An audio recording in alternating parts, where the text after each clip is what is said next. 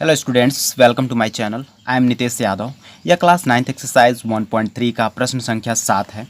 जैसा कि प्रश्न में हमसे कहा जा रहा है कि ऐसी तीन संख्याएं लिखिए जिनके दशमलव प्रसार अनवसानी अनावर्ती हों। यहाँ पर ध्यान देने योग्य बात यह है कि अनवसानी अनावर्ती को हम अशांत अनावर्ती भी कहते हैं। अब हम इस प्रश्न के सॉल्यूशन में तीन संख्याएं लिखेंगे जिनके दशमलव प्रसार अनवसानी अनावर्ती होंगी। तो आइए हम वह तीन उदाहरण लेते हैं, वह तीन संख्याएं लेते हैं। ये तीन संख्याएं आप कोई भी तीन संख्या ले सकते हैं जिसके दशमलव प्रसार अनवसानी अनावर्ती हों। अब देखिए, जैसा कि हम जानते हैं कि सभी अपरिमेय संख्याओं का दशमलव प्रसार अनवसानी अनावर्ती दशमलव प्रसार होता है। तो इस प्रकार अगर हम कुछ नंबर्स लिखें, जैसे कि हम √2 लिखें, जैसे कि हमने √2 लिखा, √3 लिखा या √5 लिखा, तो इस प्रकार के जितने भी नंबर्स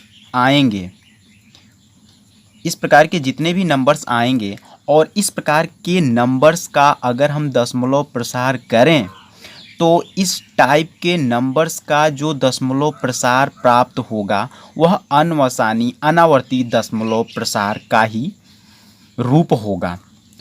तो हम जो है कि इस टाइप के नंबर्स का हम दशमलव प्रसार करना पिछली कक्षाओं में पढ़ चुके हैं। इस प्रकार के नंबर्स का अर्थात कड़ीगत संख्याओं का जब हम दशमलव प्रसार करते हैं तो कड़ीगत संख्याओं का दशमलव प्रसार करने के लिए हम वर्गमूल की भाग विधि का इस्तेमाल करते हैं। तो वर्गमूल की भाग विधि से वर्गमूल निकालने के लिए हमने जो है कि कक्षा 8वीं में ही हम पढ़ चुके हैं, कक्षा 8वीं में ही सीख चुके हैं कि √2, √3, √5 के टाइप के नंबर्स का हम दशमलव प्रसार किस प्रकार से करते हैं। तो इस टाइप के नंबर्स का दशमलव प्रसार हम वर्गमूल की भाग विधि से कर लेते हैं। तो यहाँ पे हमें इसका प्रसार नहीं करना है, यहाँ पे हमें बस ओनली बता देना है कि इनका जो है कि दशमलव प्रसार किस प्रकार से होगा। तो इस टाइप के नंबर्स का जो दशमलव प्रसार होगा वह अनवसानी अनावर्ती दशमलव प्रसार होगा। इसी प्रकार से हम कुछ नंबर्स लिख लेते हैं, जैसे कि हमने कंसीडर किया कि ये कोई नंबर है और इसका दशमलव प्रसार हमने किया, तो इसका दशमलव प्रसार हमें कुछ इस प्रकार से मिला 0.004 0.004 0.004 0.004। इस तरह के जितने भी नंबर्स हम इस प्रकार के जितने भी नंबर्स आएंगे वे सारे के सारे अनवसानी अनावर्ती दशमलव प्रसार के उदाहरण होंगे। अनवसानी अनावर्ती दशमलव प्रसार के ही रूप होंगे। तो इस तरह से नंबर बिल्कुल ईजिली हम लिख सकते हैं। देखिए, दूसरा नंबर भी हम लिख लेते हैं, कुछ इसी प्रकार से हम दूसरा नंबर भी लिखेंगे, जैसे कि 0.50, फिर हम लिख लेते हैं 5005, फिर हम लिख लेते हैं 0005, फिर हम लिख लेते हैं 00005। इस तरह से हमने लिख लिया।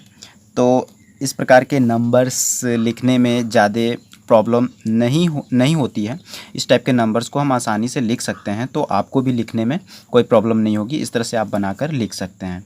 यहाँ पे हम जो है कि तीसरा नंबर लिख लेते हैं। तो तीसरा नंबर कुछ इस प्रकार से लिख सकते हैं कि 0.007 हो गया, 0.007 हो गया, फिर 0.0007 हो गया।